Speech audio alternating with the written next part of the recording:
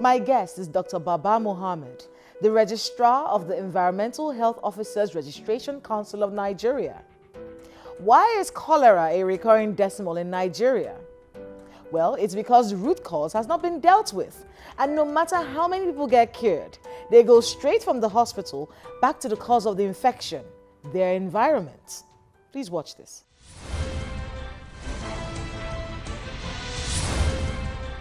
Dr. Mohammed, welcome to Dateline Abuja. Thank you for having me. You know, the last time we spoke, you were talking about preventive measures, which is one of the issues we have in Nigeria. At the time, I remember that you said the reason why we have recurring outbreaks of cholera and meningitis and you know, all of these diseases that come every year, especially when the rains come, you said it's because we ignore the preventive measures.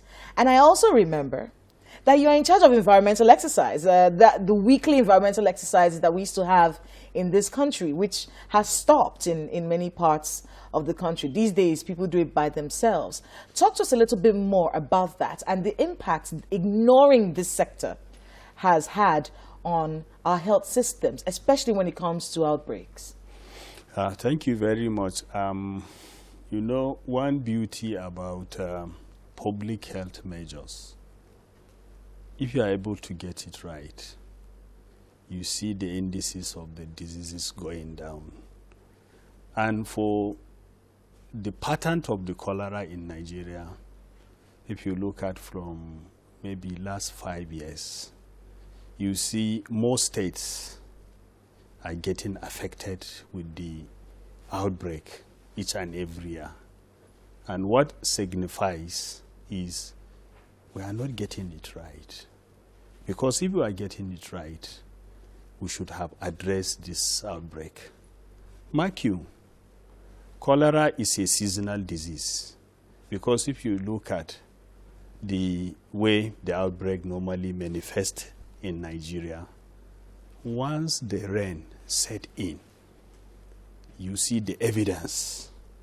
And why is it happening this way? It's because of our poor sanitation behaviors. You know, when you go to even our bigger cities, you see how people are defecating outside.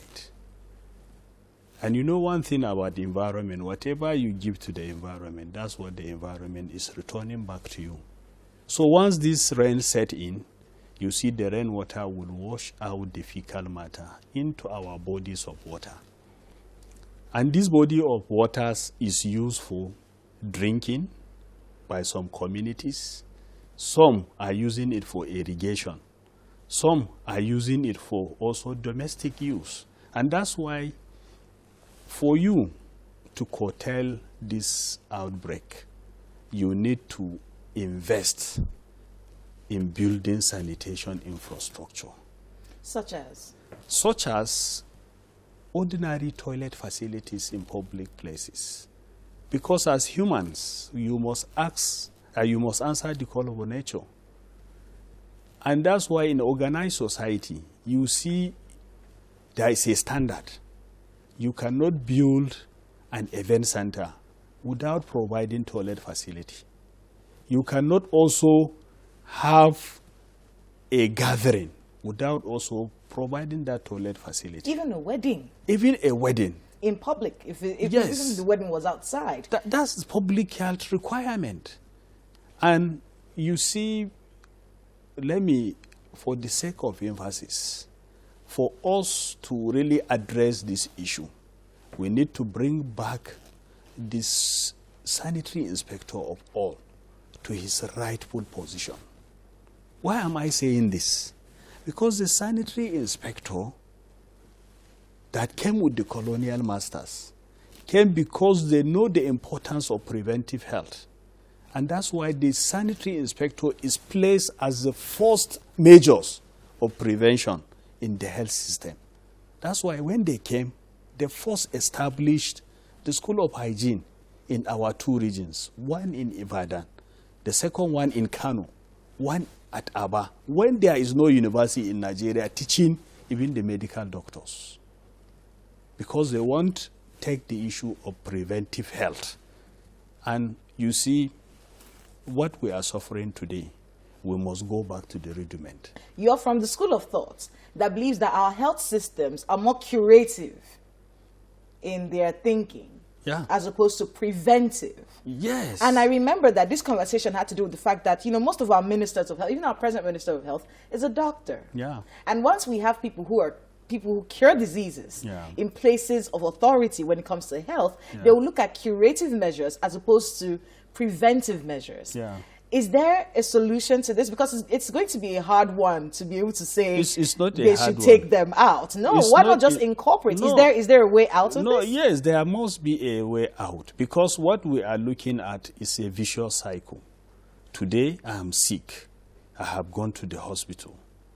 Government is spending so much money to manage the patient in the hospital. But after management, what happens? You return back to the same environment. You And acquire catch the same sickness. The same sickness. Then you go back. So the solution is, how can we break the vicious cycle? And how we can break the vicious cycle is, one, when you look at the cholera, for example, is transmitted through what? Contaminated food, contaminated water. How can you avoid the contamination of food? How can you avoid the contamination of water? There is solution to it. And that solution is environmental health solution. One, you do what we call aggressive house-to-house inspection, premises inspection. Second, when it comes to the issue of food, who is responsible for the inspection of food from farm to table is the health officer, because he's the only person that can certify the premises itself by showing that all the necessary sanitary requirements are there. Also, the food handlers, he is responsible to also certify that they are fit to handle food for human consumptions, and is also responsible to also look at the condition of the building, the siting of the building, and everything. Also, it is the responsibility of the health officer, as the doctors are managing sick patient, it is his responsibility to also manage contaminated water sources. Because if you want to site a well today in our community, there is public health requirement. You must site the well 300 meters away from any source of pollution. And if there is a cholera case, like what happens in London, the first outbreak of cholera, who is responsible for curtailing it, or what is responsible? Is contaminated water pipe that has linkage with the sewer line.